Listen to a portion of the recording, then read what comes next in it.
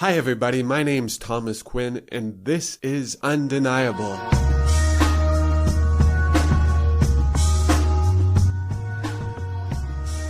Hi everyone, how are you doing? Are you staying healthy? Are you staying sane? Here at Undeniable Pod, we are taking a break from our traditional interviews during the pandemic, but I've been working on recording an audiobook for my novel, The Happy End. I'm offering it up for free here, 5 chapters at a time. So if you haven't, please subscribe, please like, please rate. I hope you listen and enjoy, and would love to hear from you about any thoughts or comments. Stay safe, stay strong, stay committed. We're in this together.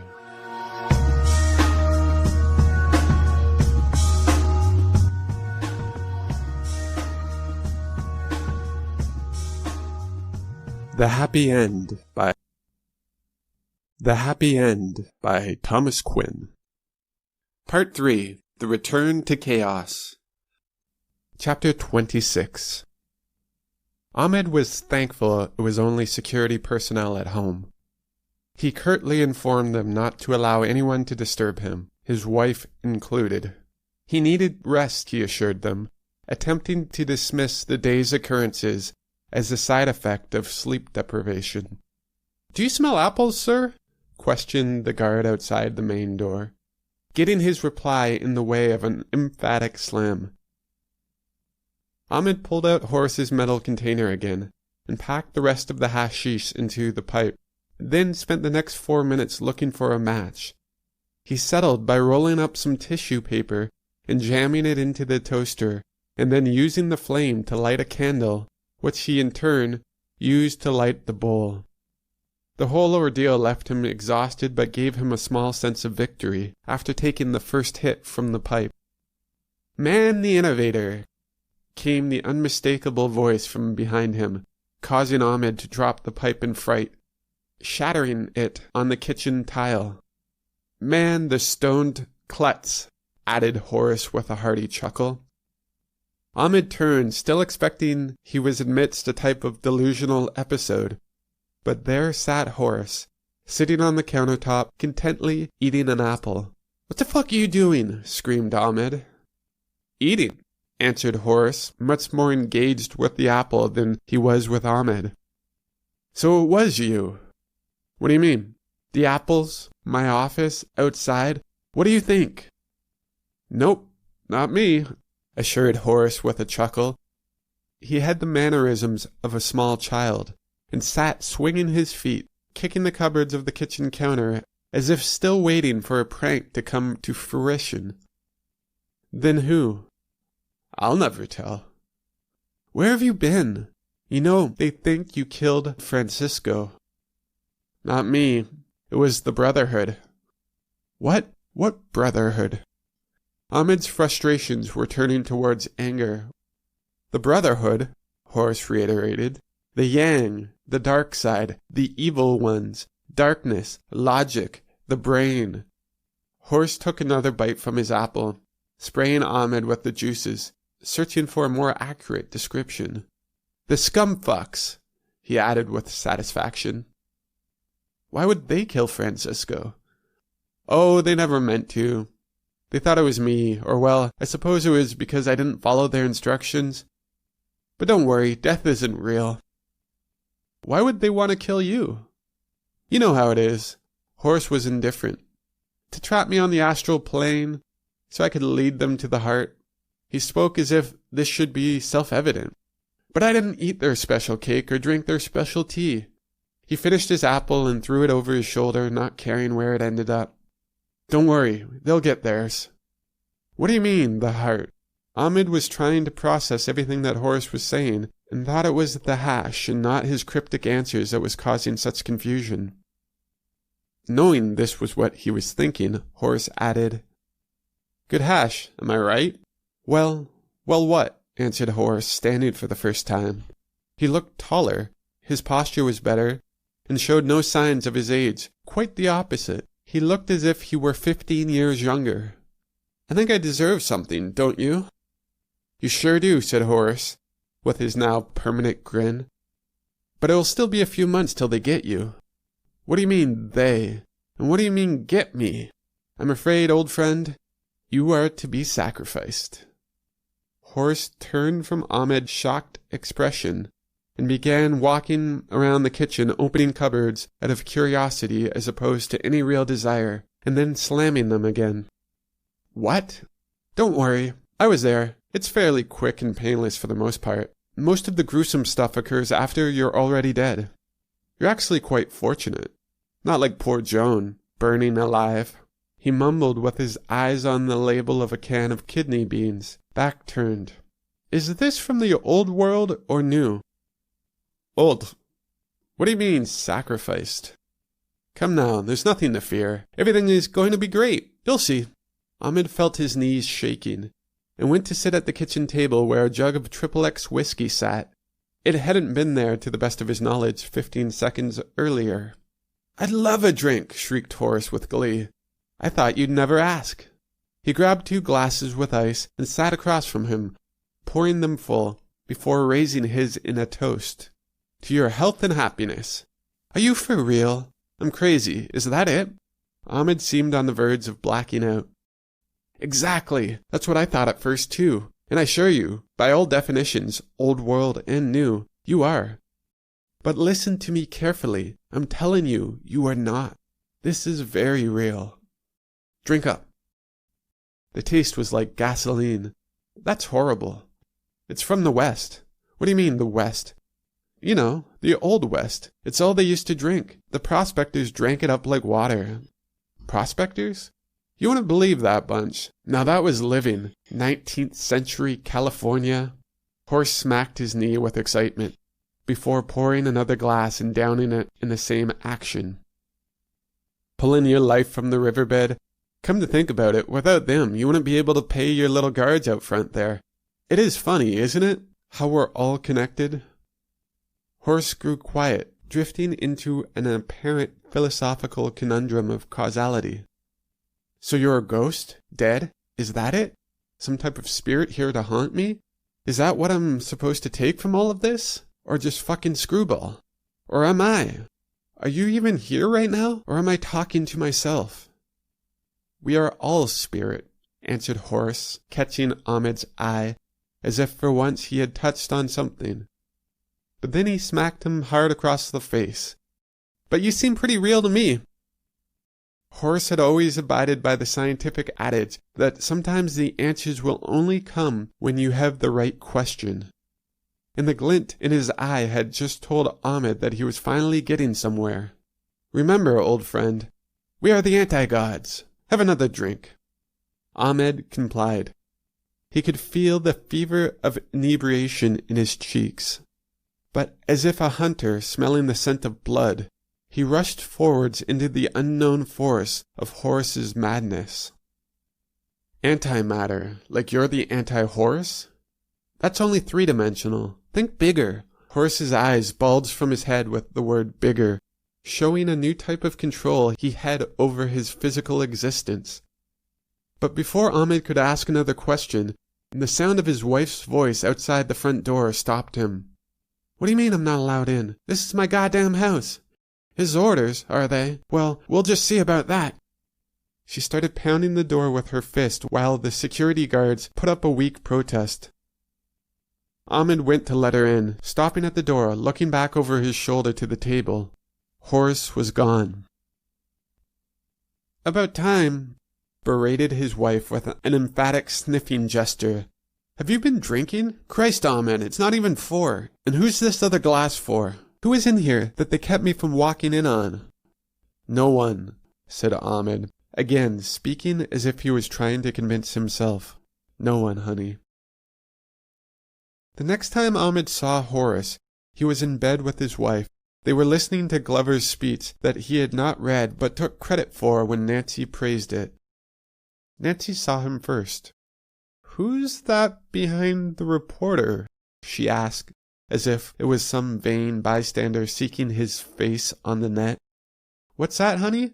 Ahmed attempted in his most aloof tone, as if not paying attention, and not still obsessively brooding over his conversation from earlier that afternoon. Battling against one word, now burned into his psyche: sacrificed. What's he doing now? Isn't that...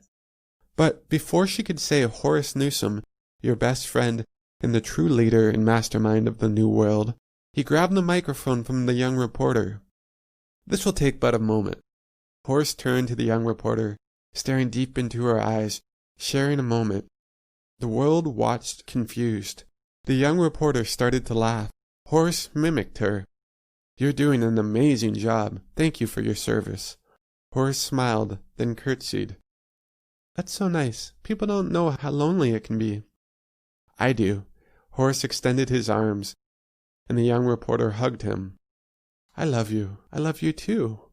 With these last words, he vanished from the shot. Nancy's mouth hung open. Her look was of grave concern, as if this was the behavior Ahmed and his friends were prone to when she wasn't around. The phone started ringing almost instantly. It was the leader of his security force. Then it was Glover. Then it was every other head, all asking him if he had witnessed Horace's return. The victim, the young reporter, was flushed. Horace had taken her breath away. She stared blankly at Ahmed and his wife, along with the rest of the world, unsure of what to do next. Fixing her hair and dress back into order, she continued in mid-sentence. The world united in our exploration of space. Today marks the next phase in human evolution. Horace was gone, but the world would not forget him. Sightings began around the globe. He appeared only to disappear after some random act of mischief. Rumors of witchcraft spread, while others saw him as the second coming and tried to follow him as a spiritual leader. But his messages were never anything substantial, and often contradictory.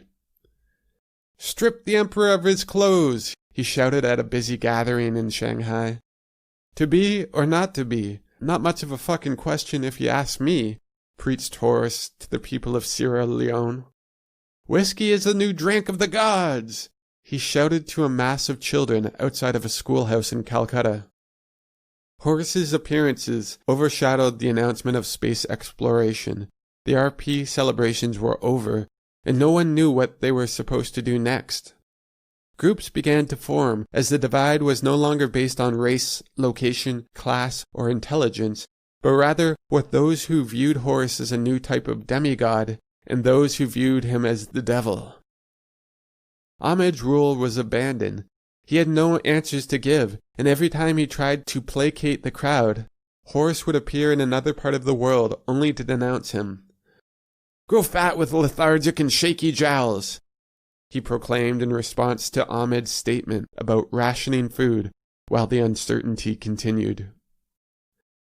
The masses refused to work in the gardens, not wanting to miss any news of Horace's latest appearance.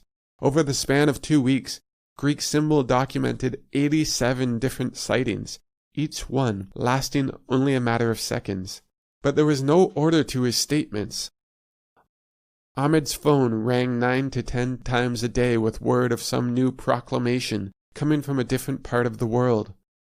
But then, as quickly as it began, there was nothing. Horace Newsom was gone. A week passed without a single sighting, and those who sought leadership turned towards Ahmed to make sense of it all. But he had no answers. Greek Symbol's official stance was that it had been a hoax. Horace was deemed a hologram, created by projection lenses and sophisticated gadgetry. At first, no one believed this possible, because Horace often used props and threw objects at the crowd around him. But after another week without a sighting, it seemed the most logical, and in fact, only plausible explanation. People decided to go to work, falling back into place within the New World structure. But Ahmed knew it was far from over. He desperately sought out Horace, still trying to make sense of it all. He needed to know the answer.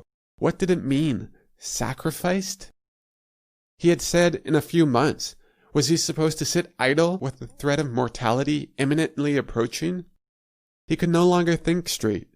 He spent his days locked away in his office, refusing any visitors, telling them to visit the director of space exploration, as it was to be the only focus of the New World.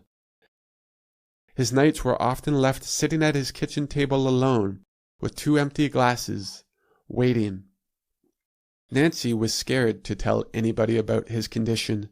She saw it as a threat to his leadership, and thus their livelihood by association. But there was nothing she could do to shake him from his stupor. He would just sit there staring at the wall in front of him, his hand continuously and obsessively drawing black spirals, the page completely blackened out, but it didn't matter. He knew they were still there, the numbers, repeating, just as he knew Horace was still out there. So he waited.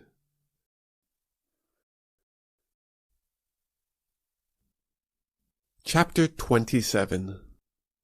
The director of space exploration was on the news again. 2 months passed, and it seemed not a day went by without him on the news. Ahmed sat in bed with Nancy watching the latest groundbreaking ceremony on the 19 antimatter projectors, beginning in their new capacity as mission control centers for space exploration. Glover stood on the white sands of Pearl Harbor, speaking with the same authoritative voice that Ahmed had once adopted from Horace. "This might be the last project to begin," boasted Glover, "but I suspect we might soon find it is the most crucial for our understanding of our place in the universe." There was a ribbon-cutting ceremony, followed by a special behind-the-scenes tour of the facility, shot live during the 2-hour special edition. Unable to stomach the propaganda that he had once felt so clever for being a part of, Ahmed went to the washroom to brush his teeth, and as he so often did when in the bathroom alone, became lost in his reflection. This was not in any vain capacity. 30 years of marriage had broken any ego he once held. Rather, it was the only place he ever allowed himself time to think back on the course of it all. How did his life bring him here? The leader. Not once had he ever dreamed of such a position. He had never wanted to be the president or king or any type of authority. He had always wanted to be a scientist, like his father and his father's father before him. And as he stared at himself, he tried to see that child of 50-odd years ago. What would he think of the man staring back? It was only then that he finally began to understand what it was that Horace was saying. His 4.5 years with Greek Symbol had changed him. He was no longer a scientist. He was no longer anything that he had once thought himself to be. He was a tyrant and a fake.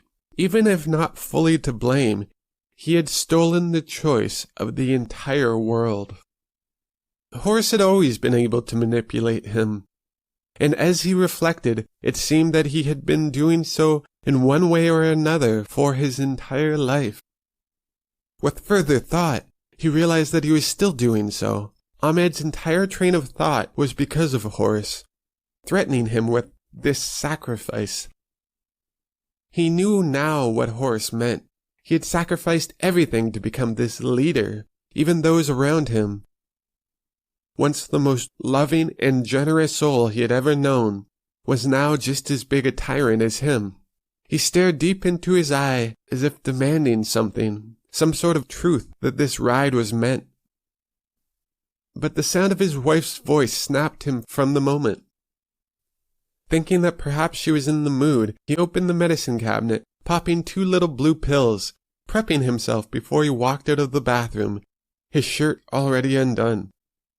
"Come here," called his wife, not a hint of sexuality in her tone, not so much a look at Ahmed, unable to take her eyes from the screen. "How much do you want me to come to you, your leader?" "Not now," she snapped. Her reaction left Ahmed at a loss, for usually all he had to do was mention his title and his wife would become insatiable.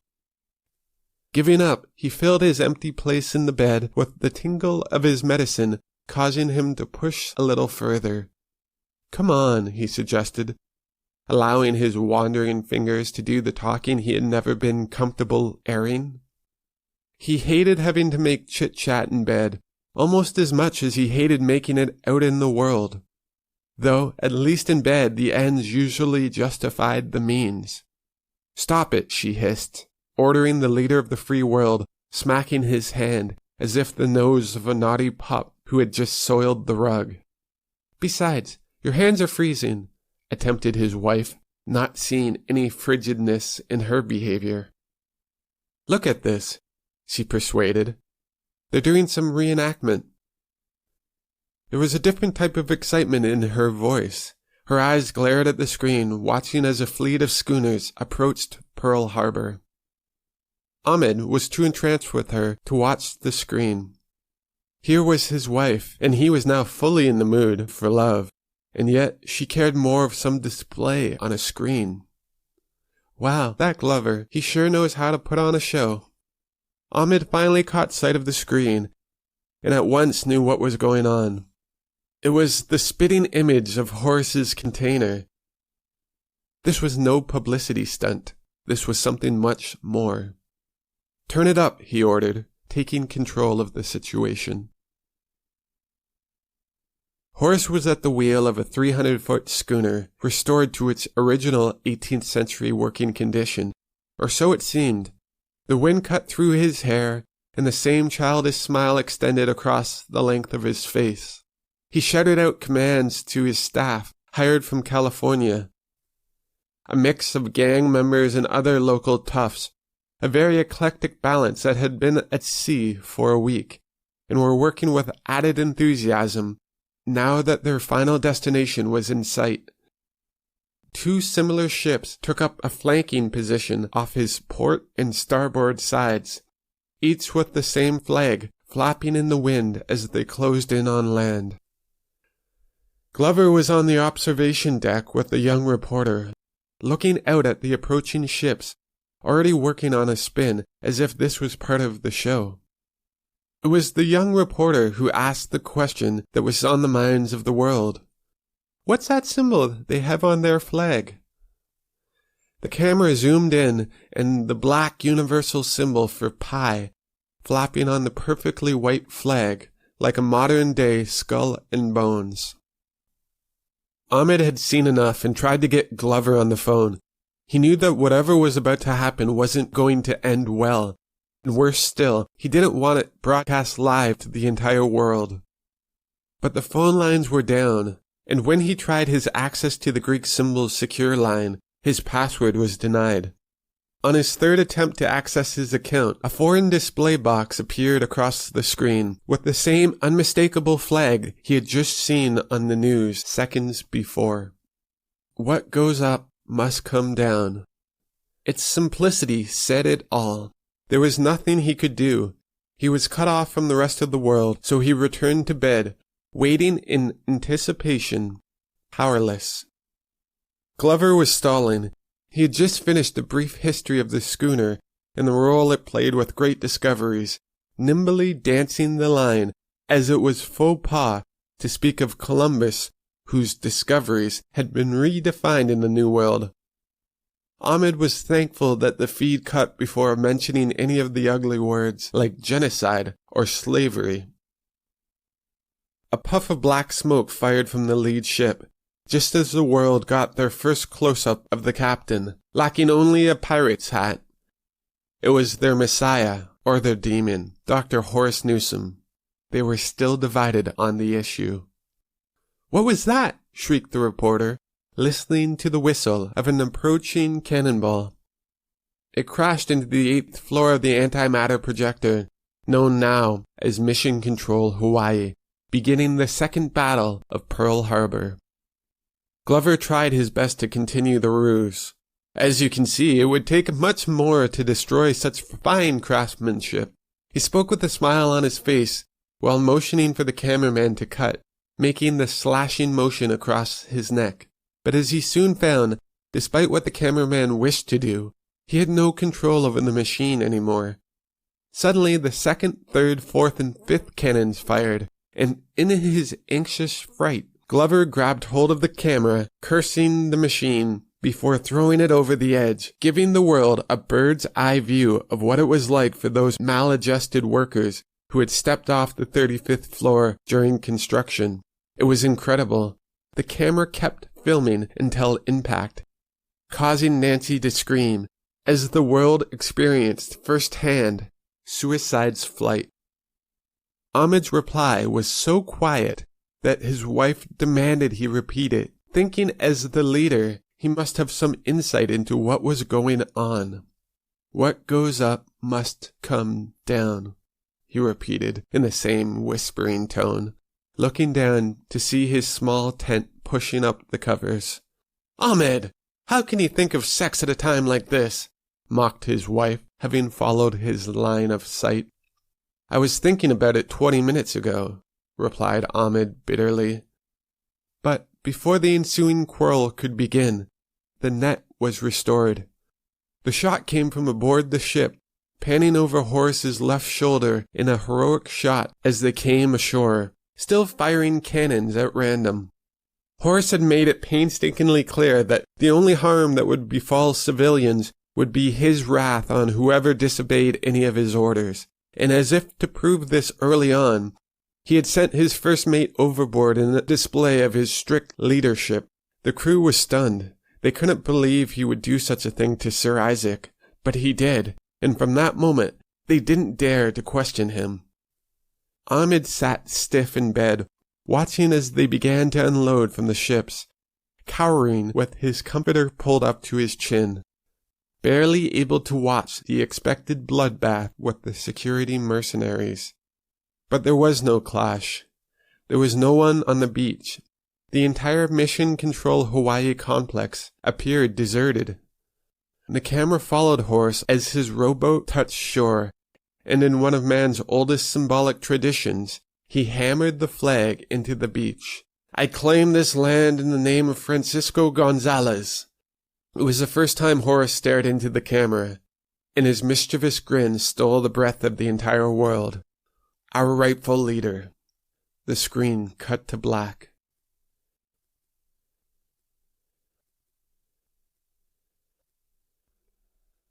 Chapter 28. The net went dark. Horace dismantled global communication with a single keystroke, a self-destruct or pause program written into the original code of Greek Symbols Network. Neighbors the world over were left trying to find answers amongst themselves. They were forced to communicate with each other face to face, trading theories and possible long-term effects. But they soon found there wasn't enough information to go on. Most of their questions seemed open-ended, the biggest being who was Francisco Gonzalez, the apparent leader of Horace's fleet of deranged misfits. But no one knew, no one had the answer. The second day was similar to the first, but with no new information and communication still down, people spent their time inside. Family members took turns on watch, making sure that someone had an eye on the screen at all times. The answers would come. They had to. What would be the point of starting a revolution without telling the masses the part they were to play? By the beginning of the second night of the blackout, tensions were high. A frenzy of anticipation gripped large segments of the population, but not everyone. There were hundreds of millions of people who had long ago given up any hope in a ruling party. Freedom, to this demographic, was a complete sustainable symbiotic life, wanting nothing from anyone, a mixture of artist and outdoor enthusiasts who would laugh at the thought of watching a news segment. These communities were formed around what meant most to them, their families, their friends, and their art or creations. For this segment of the population, life went on without a hitch. However, for generations, the majority of humans had relied on their screens for their entertainment, along with their wisdom, and now, while their routines were in crisis, this is where their attention remained. Exactly 31 hours, 41 minutes, and 59 seconds after the blackout began, the net returned. Communication was still down, but the screen went white. This was a significant turn of events. Thanks to the report, one of the foundations of the New World was for every human to have access to shelter, food, medical care, and a screen in every home to inform the people. 25 minutes passed with nothing, just a white screen, as Horace in his new office on the top of Mission Control Hawaii sat chuckling to himself, thinking he should prolong the silence for an eternity. He pressed play and listened as Beethoven's Moonlight Sonata began. He turned up the volume and stepped out to the observation deck where the young reporter stood, startled for a second, but at peace. The shot came into focus as the world watched Horace take her by the hand and dance under the magical glow of the moon hanging full above them. To say the least, this is not what his audience had envisioned. Their last image was of some deranged mystic charging the beach, claiming it for the leadership of some unknown, but apparent tyrant or messiah, depending on what side you resided. Now, after 2 days of anticipation, they were being given music and a couple's moon dance. "That's nice," said Nancy, as if just realizing she hadn't been dancing since their wedding. Ahmed stared in awe, lost in the rippling reflection of the ocean below, the sky overhead, and the queasy feeling he had in his stomach that led him to believe this was surely the calm before the storm. "Why don't you ever take me dancing?" asked Nancy, a question that Ahmed could hear echoing throughout the bedrooms of the world. The song came to an end with Horace dipping the young reporter, subdued in his action as he wished only for the grace and beauty of the act portrayed. The screen faded to black. The sole beat of a snare drum faded in, slowly rattling off. Horace came into focus, sitting behind his new desk, the flag hanging behind him, his smile radiant. He stared into the heart and soul of the world, delivering his recorded testimony. "Good evening. I'm grateful to be able to be here tonight, for the first time truly able to communicate with you, the great shared souls of my existence." To the best of Ahmed's knowledge, he didn't appear to be reading from a teleprompter. "I must say this has been a long time coming, and as I sit here, at the top of one of humanity's newest and greatest architectural creations, defining our, as humans, greatest potential to what we can achieve when united behind a common goal, it is unfortunate to have to say it, but I'm saddened." "He doesn't look saddened," spat Ahmed bitterly to his wife, who shushed him fervidly, enthralled by Horace's every word. The New World came about in a time of chaos and a time of uncertainty, put in place as a structure of necessity, or so we were told. Ahmed noticed he spoke of the universal we, disowning any involvement in the structure that he had masterminded. With this new world, we have erased centuries of hierarchies and prejudices. We have built a society based on need as opposed to desire, and in doing so, as has always been the vision of the structures of the old world, even if only in theory, basic equality has been achieved. On paper, this is perhaps the noblest decree ever articulated. The sad inevitability is that what makes us equal is not our needs, but our unsubstantiated desire for more. More goods, more love, more lust, more happiness. Thinking only of our egos, dividing ourselves from others as we seek more independence, more creativity, and more truth. And ultimately, it is these universal desires which separate and divide us, and is why, even as I speak, most of you are putting up walls around my words, ignoring what you haven't even allowed yourself to fathom, that perhaps there is something more. I'm here to tell you, yes, there is. We are equal, for we are merely one entity reflecting on itself, as the moon reflects against the sea, as the heavens reflect the stars above.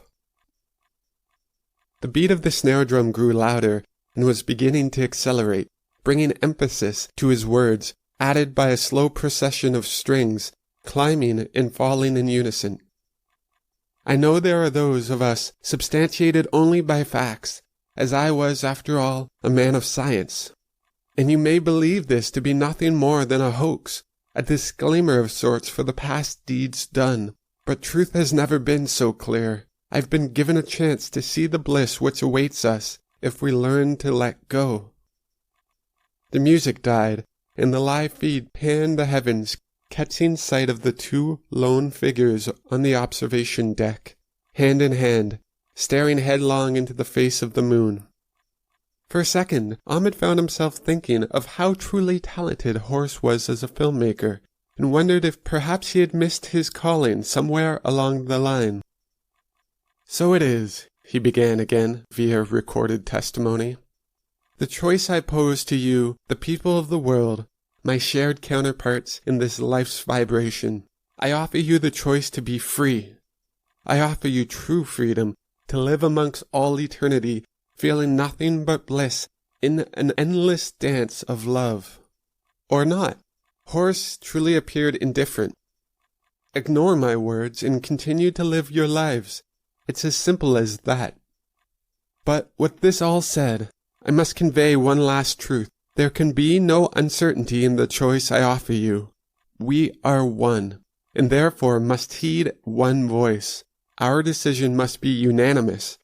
There can be no stipulations, no reserved judgments for what I have offered you. It is nothingness and everything at once." Again the feed went to the live shot of the silhouettes on the observation deck, allowing time for people to think.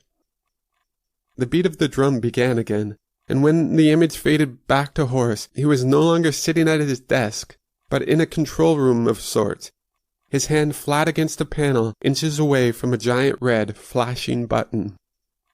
"This button," began Horace, in a tone much more somber, "can set us free, if we so choose.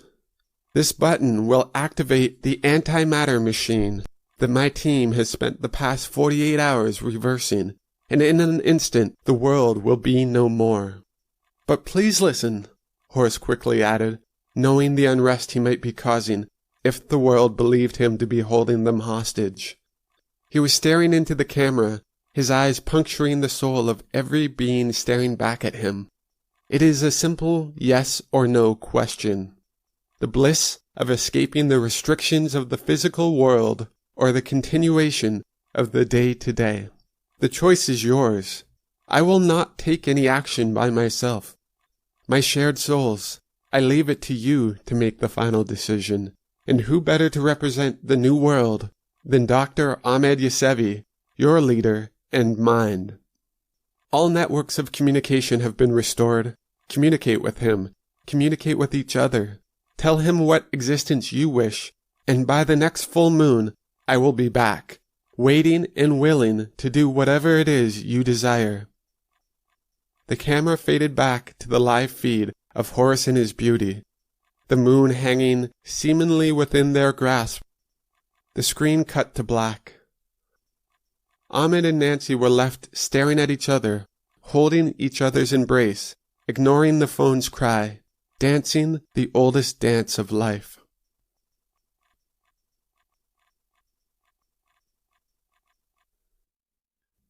Chapter 29. The next day at the headquarters of Greek Symbol, the phones were jammed.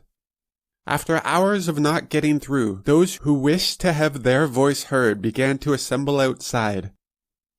A security blockade held the crowds far enough away as to not endanger anyone, but close enough for Ahmed to listen to their chants and protest.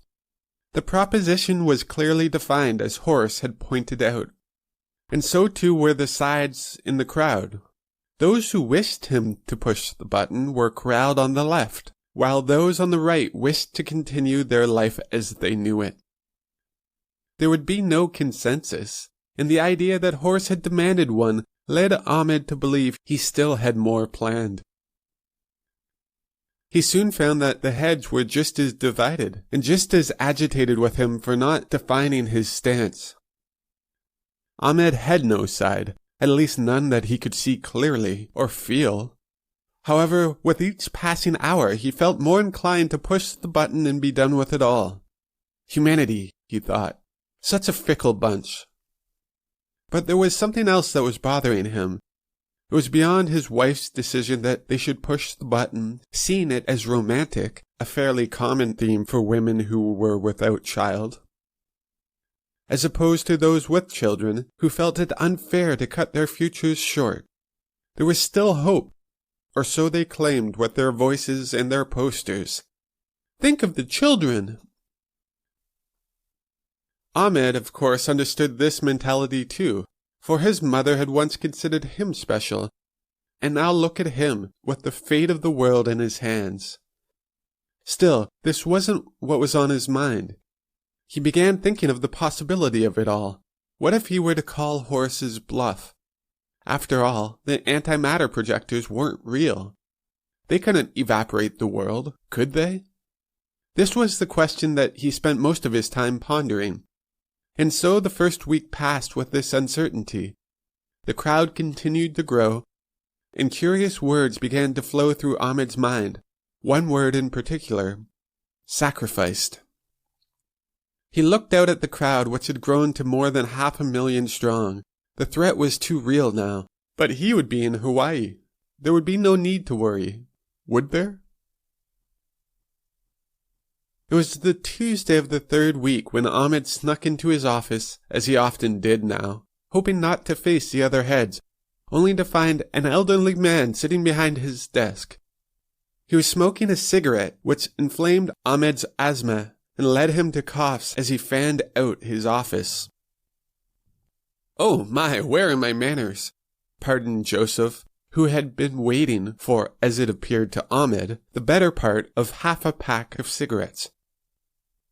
"I suppose you must have left them in your office," said Ahmed curtly, though without the authority he had hoped. "Now, boy, don't be rash. I just thought we should have a little talk." "Boy? I don't see any boys here." "Oh yes, again my manners. His gracious leader, would that suit thee more agreeably?" "What would suit me is if you would get out of my office, or at the very least cut the shit and tell me which side you are on, so I can get back to it." "Quite a lot of pressure to put on one man. Why do you think he chose you?" "I'm the leader," motioning for Joe to get out of his seat. Joe refused. "I'm afraid you couldn't lead a group of Girl Scouts." The man lit another cigarette. "Seems to me you're just a scared little boy thrown in with the men, wondering how in the world you got here. What would you know of it?" "There's much I could say, but maybe I'd start with the farce of your rogue planet. The fact that the world bought it is still remarkable to us. We never thought you guys would be able to pull it off. But now what? You've lost your real leader, and he's calling you all in, and you've got no idea what he's holding." "I don't play cards." Ahmed was ashamed with this response, as the analogy was clear enough, but he needed more time to think of whom this might be, and as if seeing this, Joseph put out his cigarette, stood from his chair, and went to introduce himself.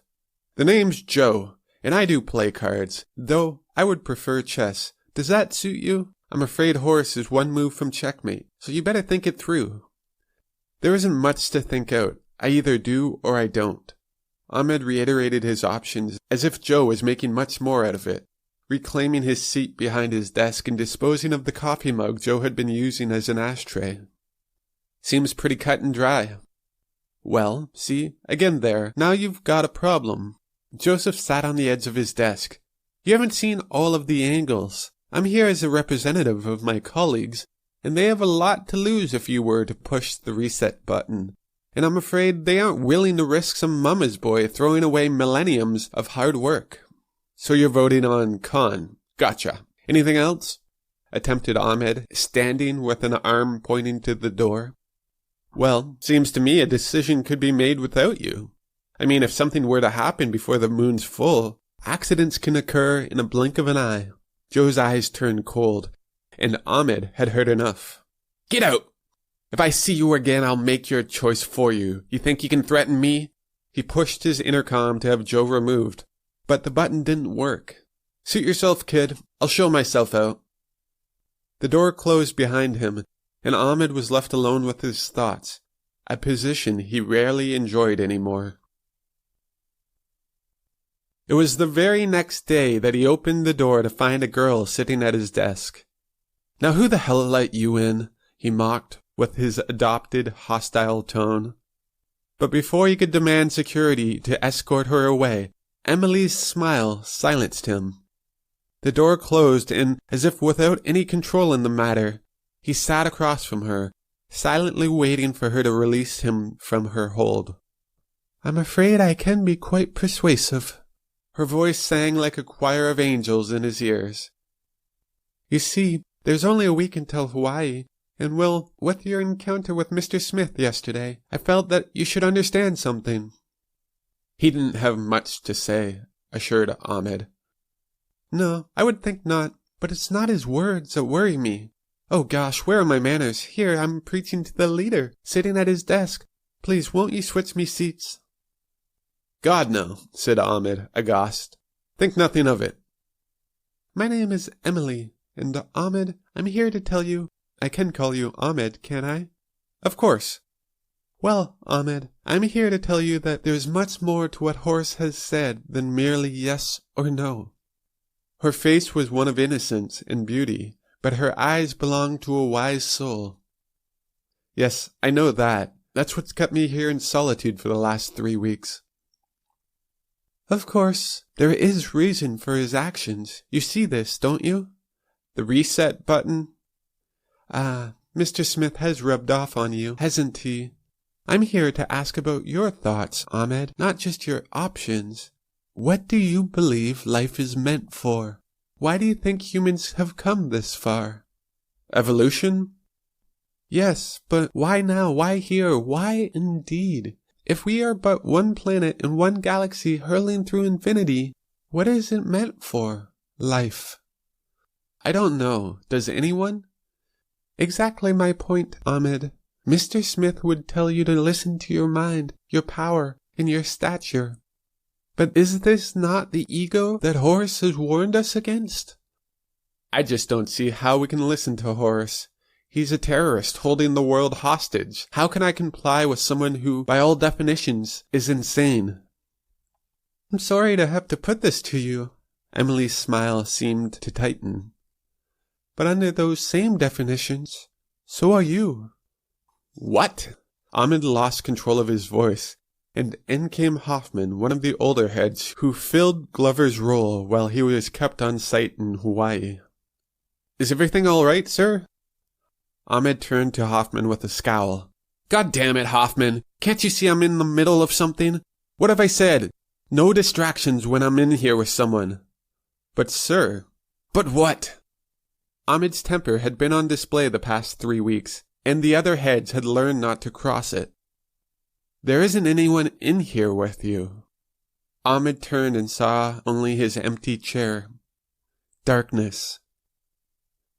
His knees buckled as the ground came up to meet him, in what the doctors would later call an anxiety attack. He was told not to worry. It was expected for a man under such extreme levels of stress. Everything would be fine. Ahmed wished he could believe his doctors, but he severely doubted it. He finally accepted, one way or another, the end was near.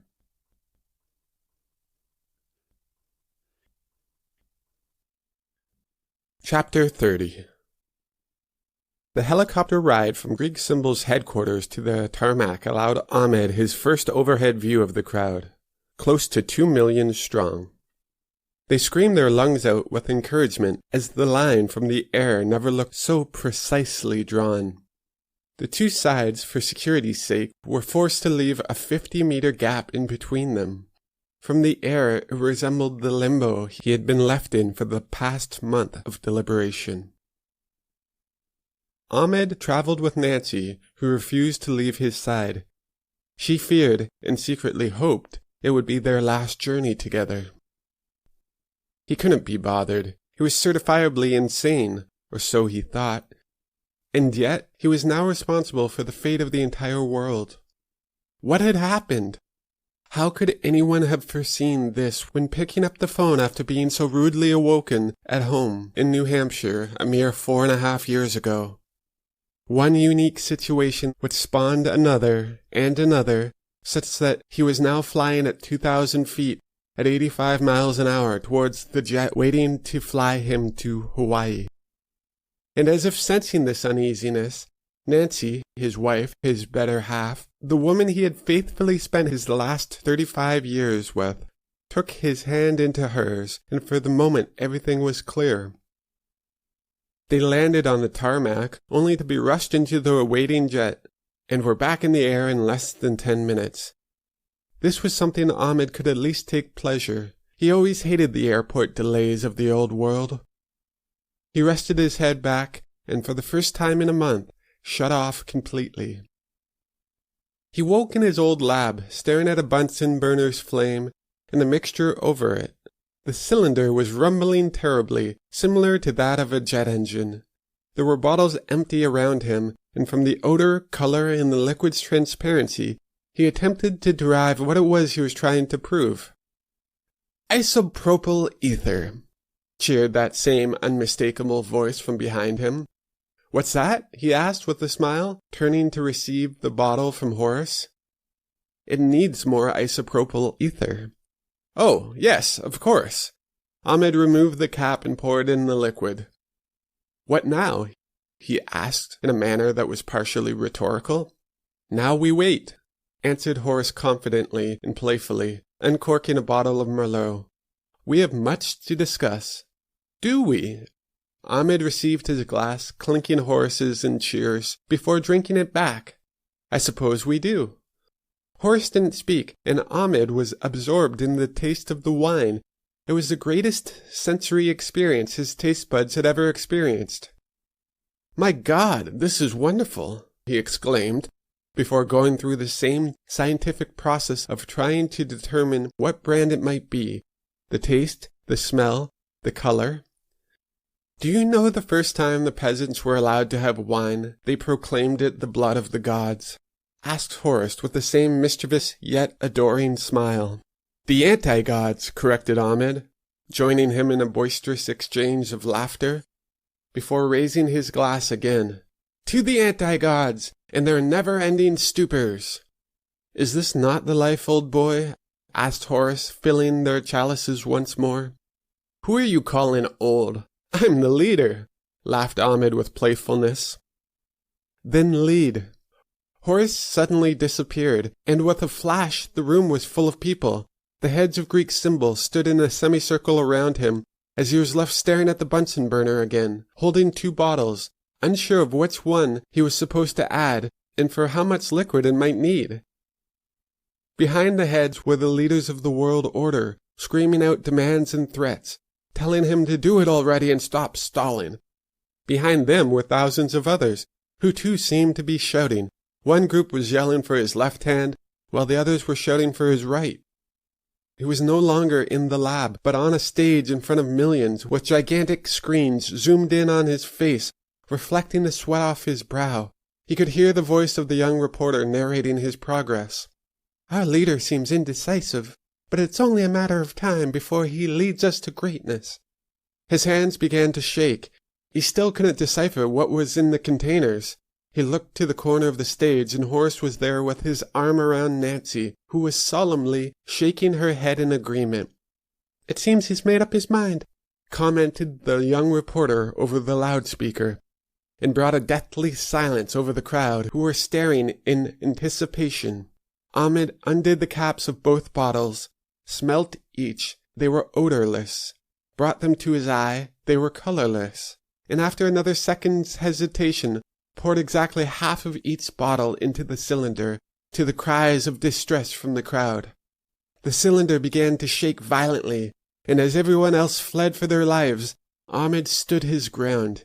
He didn't scream, nor did he wake. He held no concern for his life any more.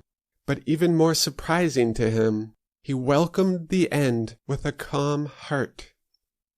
The explosion engulfed him, sending him hurling through the abyss of space without time, experiencing life without death. And though his senses were still intact, He no longer associated with his physical shell, or any matter. He was pure energy traveling at ever-increasing speeds, until slowly he gained control again and began to steer his force, tunneling it, directing it. He woke with confusion. Nancy was nudging his shoulder, pointing to the seatbelt light. He slept through the entire flight, and with this return to consciousness, the fear of God was thrust back over him. The door opened, and 2 armed security personnel called for the mercenaries on board to relinquish their weapons and for Ahmed to come into their custody peacefully. Nancy tried to protest, but the mercenaries assured her that it was merely a security measure, and that she would be able to join Ahmed once they had swept the plane. Ahmed patiently listened to the instructions, but was noticeably bothered by something. "Didn't you used to work for me?" he asked of the mercenary. "Yes, sir," assured the young man, with a resounding military impulse, at attention. "What happened?" "New job, sir," said the young mercenary. There was nothing personal about it. They escorted Ahmed off the plane and into a black limousine waiting for him on the tarmac, and drove off as soon as the doors closed behind him. "What about my wife?" he asked, but received no reply. Ahmed met Glover on the beach, who, despite having never been asked, assured him that he was okay, only then adding that Horace was obviously insane. "There's a lot of that going around," replied Ahmed coldly, as if placing the blame of his present circumstance on him. He shifted his attention to the antimatter projector towering above him, and though only 35 floors, relatively short by modern standards for skyscrapers, its girth dwarfed everything in its presence. It was the size of 4 city blocks squared. And as Ahmed stared up at the peak 35 stories above, he imagined Horace sitting there, staring back at him, his best friend that his life has ever known. The young reporter greeted Ahmed in the lobby, assuring him that she was perfectly fine, as if their well-being had been the utmost concern over the past month. However, unlike Glover, who displayed signs of fatigue, the young reporter was radiant and showed no signs of distress. She seemed quite the opposite, rather chipper, talking about all the things that Horace had taught her, gushing with the type of Freudian Stockholm syndrome, where she had not only come to relate to Horace, but seemed to adopt him as a type of father figure. "Glover," he said irritably, "why don't you make yourself useful and shut her up, will you?" Ahmed hadn't meant for his words to sound so harsh, but there was something that was growing inside of him. He could no longer face these imbeciles who marveled at Horace. Couldn't they see he was a senile old man? There was nothing mystical or spiritual about him. "He's crazy! Don't you fucking see it? He's using all of you, but most of all me, like he's used me my whole life." Again, Ahmed was ashamed by his outburst. The lobby was completely silent. Even the mercenaries who were busy with preparations stopped to listen to something that they too had once thought. But they, like Ahmed, had witnessed too much. If Horace was crazy, so were they. And as Ahmed heard his voice, shrill, broken, and on the verge of total collapse, he knew it too. He said nothing further. Rather, with his head slightly lowered, he made his way towards the elevators, desperately in need of a drink or smoke. He didn't care which, as long as it could take away the uncertainties of his present. His room was on the 34th floor, overlooking the nothingness of the Pacific's blue. There were 2 empty glasses and a jug of XXX whiskey on the table by the pane-glass window. Pouring his first drink, he watched the mercenaries below. They looked like worker ants scurrying about in their tasks, protecting their queen, or in this case, king. It was he who gave them purpose. He poured another glass and saw the second limousine arrive, thinking that he could even make out Nancy's purple sun hat. Mere distractions, he knew, something for his mind to consider, something concrete. He waited alone, allowing the warmth of the gasoline-flavored whiskey to take effect and numb his thoughts, staring at the bleak and beautiful horizon. It was both nothing and everything. Suddenly, he remembered his dream and was revisited by that feeling of nothingness that occurred after the explosion. Was this the bliss Horace mentioned? He considered it.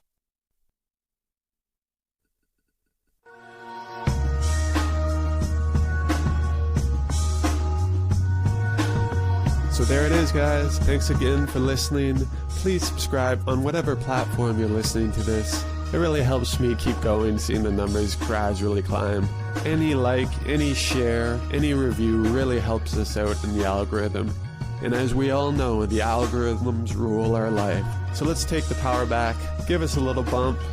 And if you're looking to get in contact with me, you can reach me at undeniablepod@gmail.com. If you're looking to get on, if you have some suggestions, or if any personal insight on the struggle that you guys face as artists, I'd love to hear from you. I might even pick a couple to read on the next pod. So thanks again. I'll talk to you again next week.